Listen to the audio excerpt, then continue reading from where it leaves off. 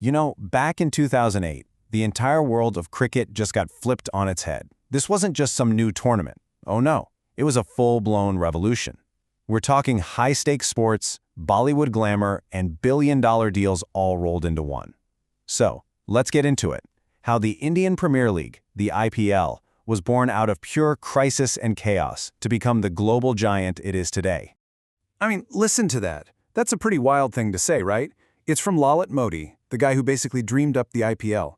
He's talking about the very first match. So you have to wonder, what could have been so important that you'd have to break every single rule in the book? To figure that out, we've got to go back. Back to a time before the IPL was even a thing. To a moment where Indian cricket's old guard was facing a threat to its very existence. See, the story of the IPL, it isn't really just about cricket. It's about a massive corporate war. Okay, so let's set the scene. It's 2007. The official governing body for cricket in India, the BCCI, suddenly finds itself in a huge fight, and I mean a fight for its life. A huge media company, Essel Group, got really frustrated after the BCCI denied them broadcasting rights. So what did they do? They just decided to launch their own competition, the Indian Cricket League, or the ICL. This was a direct shot at the BCCI's total control over the sport. And this right here, this is where you can see the power struggle laid out so clearly. On one side, you have the BCCI, the establishment, the official recognized powerhouse. And on the other, you've got the ICL. They're this well-funded rebel, not recognized by anyone official, but they're poaching top players by throwing huge amounts of money at them. The BCCI's response? They banned anyone and everyone who joined the ICL. This was all-out war. So faced with this rebellion, the BCCI knew they couldn't just sit back. No, they had to launch a counterattack, something so big, so flashy, so ambitious that it would completely wipe the ICL off the map. And this was their three-step plan, with Lalit Modi leading the charge. First, announce their own official T20 league.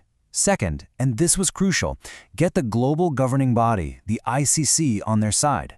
That move basically made the ICL illegitimate overnight. But the real masterstroke? Step 3. Don't just make another cricket league, create an entertainment spectacle. Modi actually came up with a name for it, Cricketainment, and the goal here was genius. They wanted to pull in a whole new audience, families, women, people who might have thought traditional cricket was just too slow or too complicated. By mixing the super-fast T20 format with all the glamour of Bollywood, they created a product that was perfect for primetime TV. Okay, so the concept was in place. The next step? Prove it was worth something. And that, well, that came down to money.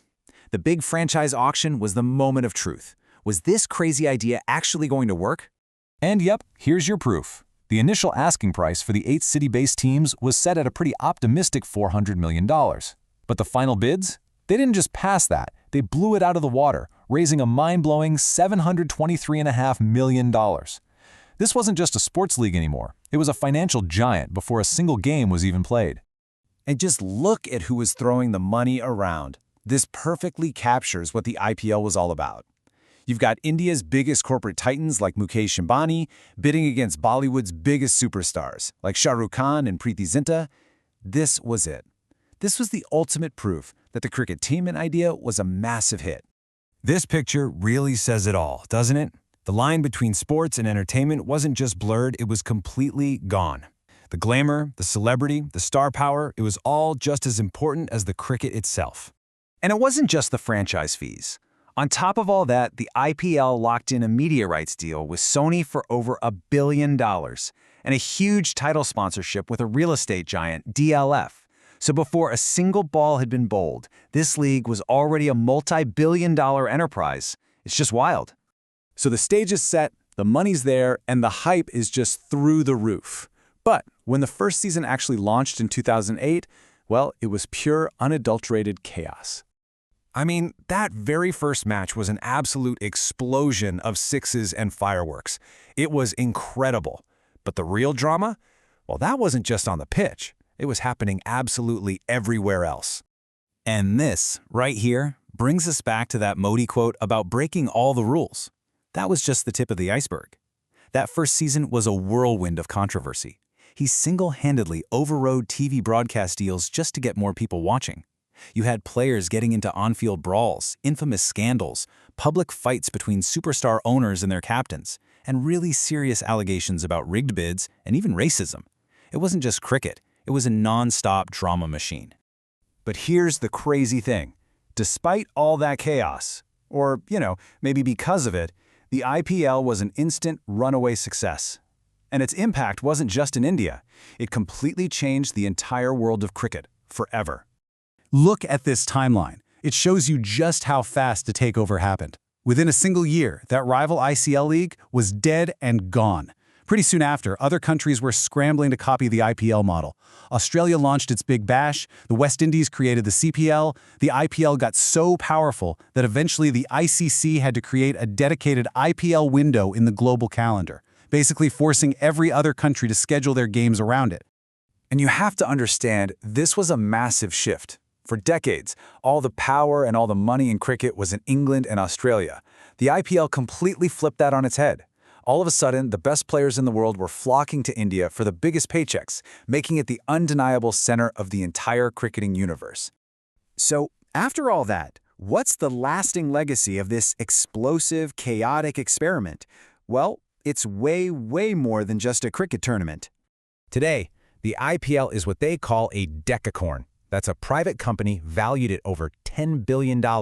It pumps hundreds of millions into India's GDP every single year, it creates thousands of jobs, and it has a massive global audience that rivals some of the biggest sports leagues on the planet. What started as this desperate move to fight off a rebel league, it became something so much bigger. It completely transformed the money, the culture, and the power structure of a global sport, and it put India right at the center of it all. The success is just undeniable. But it does leave us with this big, lingering question. And it's not just for cricket, it's for all sports. By turning the game into a multi-billion-dollar entertainment product, have we found the perfect recipe for success? Or have we started down a path where the business side of things will eventually swallow the sport itself? It's a really delicate balance, and it's one that the whole world of sports is still trying to figure out today.